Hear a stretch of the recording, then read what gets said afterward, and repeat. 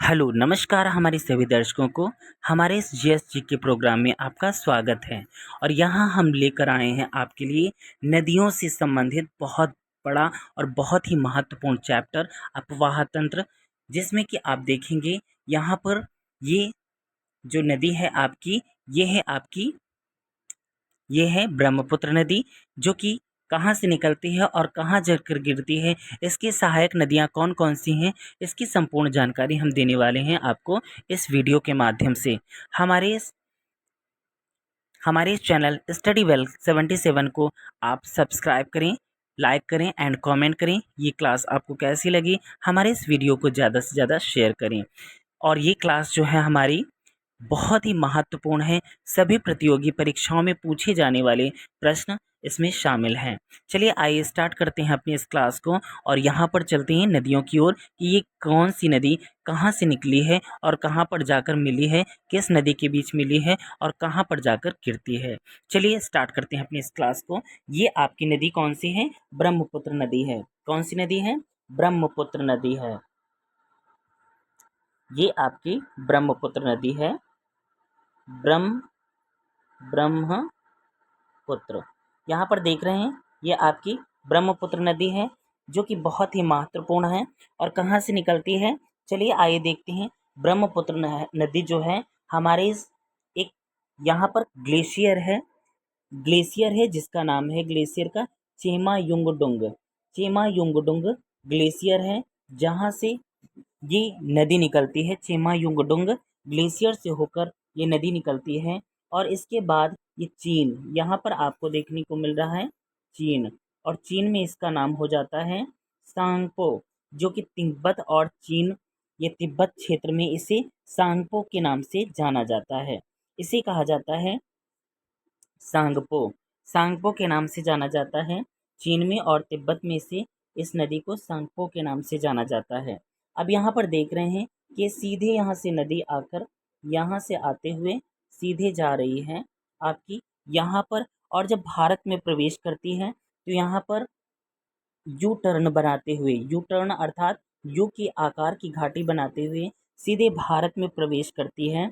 और यहाँ पर आपको यहाँ पर दिहांग गार्ज दिखाई दे रहा है। दिहांग, दिहांग, और आगे चलकर दिबांग। तो यहाँ दिहांग सदिया के पास में यहाँ पर देखिए दिहांग गार्ज बनाते हुए, गर्त बनाते हुए सीधे भारत में प्रवेश करती है। और यहाँ पर एक पर्वत पड़ता है जिसका नाम है नामचा बरवा पर्वत। यहाँ पर ये पर्वत दिखाई दे रहा है, इसका नाम है नामचा बरवा पर्वत। यहाँ पर देख रहे हैं यहाँ यांग्याप दर्रा, यहीं पर मिलता है आपका यांग्याप दर्रा। यांग्याप दर्रा ये आपका दिखाई दे रहा है। आगे चलते हैं। जैसे ही आगे ये बढ़ती है नदी, तो आगे यहाँ पर अन्य दूसरी नदियों का मिलन भी हुआ है। यहाँ पर आपकी देखने को मिल रही हैं मेस्मी पहाड़ियाँ। कौन सी पहाड़ियाँ? मेस्मी पहाड़ियाँ। और मेस्मी पहाड़ियों से निकल कर आई है दिबांग नदी। यहाँ पर दिबांग नदी यहाँ से निकल कर आई हुई है और सीधे उसी ब्रह्मपुत्र नदी में मिल जाती है। सदिया यहाँ पर देखने को मिल रहा है, सदिया, सदिया के पास यहाँ पर दिबांग नदी मिलती है इसी ब्रह्मपुत्र नदी में। इसके बाद इधर से देख रहे हैं यहाँ जयालछो ग्लेशियर एक स्थित है। यहाँ पर जयालछो ग्लेशियर, यहाँ से जयालछो ग्लेशियर से होते हुए एक नदी आ रही है, लोहित नदी। लोहित नदी जो कि यहाँ पर सदिया के पास में ही इसका मिलन हुआ है दिबांग नदी का और इधर से लोहित नदी का। और यहाँ पर एक सेतु बनाती है, यहाँ पर बी एच सेतु भी बनाते हुए सीधी इस नदी अर्थात ब्रह्मपुत्र नदी में मिल जाती है। अब ये डिब्रूगढ़, यहाँ पर देख रहे हैं डिब्रूगढ़ के पास में ये मिल जाती है नदियाँ। आगे देखते हैं, यहाँ पर मिलता है आपका पासी घाट। कौन सा घाट मिलता है? यहाँ पर पासी घाट यहाँ पर देखने को मिलता है। आगे जब ये नदी आगे बढ़ती है तो यहाँ पर डिब्रूगढ़ के पास डीमा जी एक यहाँ पर बांध वगैरह बना हुआ है।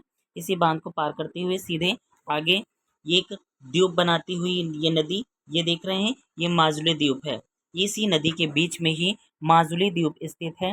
ब्रह्मपुत्र नदी में ही माजुली द्वीप बनाते हुए सीधे आगे बढ़ते हैं इसमें और भी नदियाँ आकर मिलती हैं, जैसे कि यहाँ सबसे बड़ी सहायक नदी ब्रह्मपुत्र की सबसे बड़ी सहायक नदी है सुबनसिरी। यहाँ से देख रहे हैं कि पूर्वी तट अर्थात उत्तर दिशा की ओर से, अर्थात जो ऊपर से पहाड़ी क्षेत्रों से सुबनसिरी नदी आ रही है और सीधा ये ब्रह्मपुत्र नदी में जाकर मिल जाती है। माजुली द्वीप जहाँ पर स्थित है, माजुली द्वीप के जस्ट बगल में ही ये जाकर मिल जाती है। यहाँ से देख रहे हैं बूढ़ी दिहिंग नदी जो है इधर से जाते हुए सीधे उधर मिल जाती है। और नीचे से देख रहे हैं कि लौसांग चोटी, यहाँ पर लौसांग चोटी जो है, लौसांग चोटी से निकलकर एक नदी आई है जिसका नाम है धनसिरी। ये देखिए धनसिरी नदी है जो कि यही ब्रह्मपुत्र नदी में माजुली द्वीप के बगल में जाकर मिल जाती है। ऊपर से देखते हैं यहाँ पर पक्के टाइगर रिजर्व, यहाँ पर स्थित है एक पक्के टाइगर रिजर्व जो नेशनल पार्क है। यहाँ से नेशनल पार्क से होते हुए एक नदी आती है जिसका नाम है कामेंग नदी।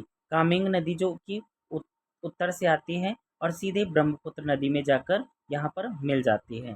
इसके बाद देखते हैं ये आगे नदी चलती है और यहाँ से नीचे से दक्षिण क्षेत्र से आकर कपिली नदी आकर यहाँ इसमें मिल जाती है।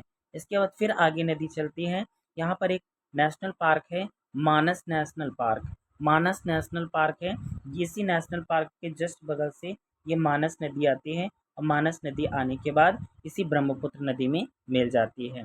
फिर ये नदी आगे चलती है, ऊपर से देखते हैं उत्तर साइड से संकोश नदी आती है और ब्रह्मपुत्र में मिल जाती है। इसी ये धुबरी के पास आने के बाद संकोश नदी धुबरी के पास में मिल जाती है ब्रह्मपुत्र नदी में। इसके बाद ये फिर नदी आगे बढ़ती है, ऊपर से एक उत्तर साइड से आपको सिक्किम के जस्ट बगल से यहाँ पर लाइफ लाइन ऑफ सिक्किम, यहाँ पर चोलामू झील पड़ता है जो कि जेमू ग्लेशियर है। जेमू ग्लेशियर से निकलती है और यहाँ पर चोलामू झील बनती है। चोलामू झील से निकलकर आई है आपकी तीस्ता नदी और तीस्ता नदी निकलकर आई है जलपाईगुड़ी के पास, जलपाईगुड़ी के पास यहाँ पर बहती है और यहाँ से होते हुए सीधे आपकी नदी जो धुबरी के जस्ट बगल में यहाँ पर ब्रह्मपुत्र नदी में मिल जाती है। और इस तरह से मिलने के बाद ये नदी जो है आगे पहुँचने के बाद बांग्लादेश में प्रवेश करती है और बांग्लादेश में इसे जमुना नदी के नाम से जाना जाता है। और बांग्लादेश में उधर से आती है पश्चिम साइड से होते हुए सीधे ये जो उत्तराखंड से निकली थी आपकी गंगा नदी, वो सीधे आने के बाद गंगा नदी जैसे ही बांग्लादेश में प्रवेश करती है तो उसका नाम हो जाता है पद्मा। और बांग्लादेश में पद्मा अर्थात गंगा नदी और ब्रह्मपुत्र नदी का जहाँ आपस में मिलन होता है, मिलने के बाद इस नदी का नाम हो जाता है मेघना। इस नदी का नाम हो जाता है मेघना और मिलने के बाद सीधे डेल्टा बनाते हुए बंगाल की खाड़ी में जाकर गिर जाती हैं। तो इस तरह से ये नदी है हमारी जो ब्रह्मपुत्र नदी, जो बहुत ही महत्वपूर्ण नदी है। और यहाँ पर बहुत सारे क्वेश्चन हैं जो इसी नदी से बनते हैं, जो हर एक एग्ज़ाम में आते हैं। ये क्लास हमारी जो है मोस्ट इम्पॉर्टेंट है, तो हमारी इस क्लास को ज़्यादा से ज़्यादा शेयर करें। ये क्लास आपको कैसी लगी कमेंट में बताएं।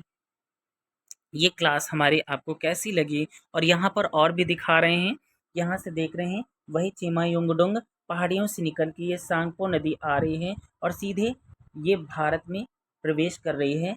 भारत के अरुणाचल प्रदेश दिहांग के पास से प्रवेश करती है लोहित नदी, सुबनसिरी, कामेंग, धनसिरी, कपिली और यहाँ पर मानस और संकोश, ये सारी नदियाँ इसकी सहायक नदियाँ हैं जो कि आते हुए सीधे ये बांग्लादेश में प्रवेश करती है। ऊपर से आ रही है, यहाँ से ऊपर से आ रही है तीस्ता नदी और इधर से आ रही है ये आपकी गंगा नदी और सीधे प्रवेश करती है।